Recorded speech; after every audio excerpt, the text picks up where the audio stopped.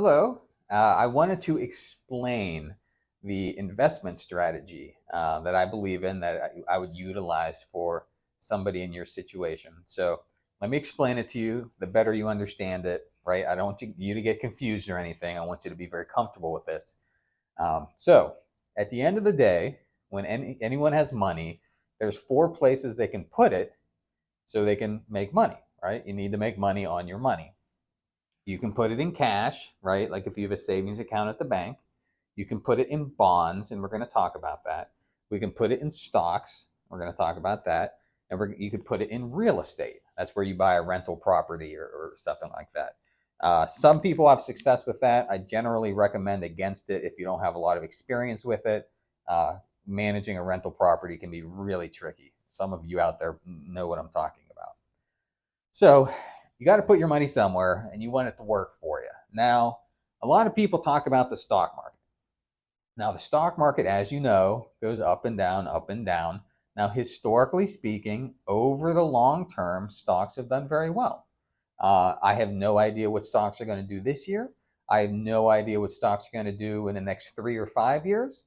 We know over the next 20 or 30 years what they're going to do, but in the shorter time frames, we're not real certain. We over the next 20 or 30 years, the stock market will almost certainly return about 10% because it's done that over and over and over again throughout history. Okay. So that's stocks. They go up and down. Overall, long term, we kind of have an idea of what they're going to do. Now let's talk about bonds because bonds are much safer and they're generally reserved for people that want to take income. Another word for bonds is fixed income. So, why are bonds called fixed income? Okay, let's start with talking about what a bond is. A bond is very, very simple. Okay, so let's say a local hospital is building a new wing to their hospital. They will go to the public and they will say, hey, if you give us $10,000, we'll pay you 6% interest per year for the next 10 years, and then we'll give you your money back. So that's all a bond is. A bond is you're loaning your money to the government or the municipality or to a big company. Like, what if Coca-Cola is building a new factory? They'll go to the public and they'll issue bonds, and the bond will pay you a guaranteed interest rate, right, for a certain amount of years, and then you get your money back. What I say to people is, whenever people like you put money into a bank account, you have to think about what does the bank do with your money. So whenever you give money to a bank, the bank turns around and loans the money out, right? So banks make a lot of money, right? So if they're giving you a couple percentage points when the money comes in, um, they turn around and loan it out for a lot more, right? Maybe they loan it out for a mortgage. Maybe who knows what they're going to loan it out for. So usually there's like 2 or 3 or 4% difference between what they're paying you and what they're getting paid. So what I generally say to people is, why don't you just cut out the bank part? Why don't you go directly to what the banks are investing in? Because the banks are investing in bonds. Okay, so it's very simple when it comes to this kind of thing. My job is to make sure that your dollar works as hard and as smart as possible.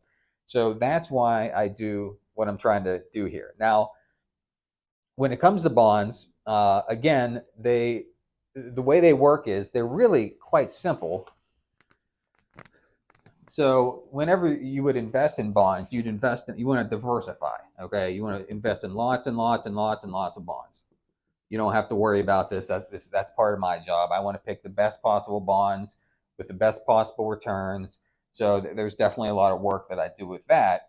But fundamentally, I want you to understand that basically what's happening is you have a bunch of bonds and they're paying you an interest rate. Okay.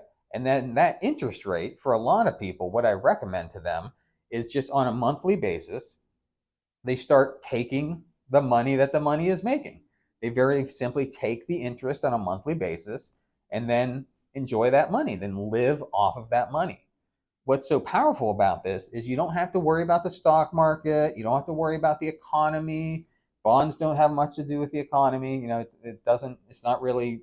It doesn't coordinate with the stock market at all. So it's a really appealing way to invest your money once you're retired. And because interest rates are a little bit higher now, it's even better, right? Because mortgage rates right now are like 7%, which is terrible for somebody that's buying a house, but it's great for somebody that has money to invest because you can invest, you can basically get the same return because you're the bank basically, right? If you give money to somebody to buy a house or a hospital wing or a factory or whatever it might be, you're going to get the interest rate that is currently being paid um, by people that are or by people that are loaning money. So all this to say is, many people make this investing stuff more complicated than it needs to be once they retire.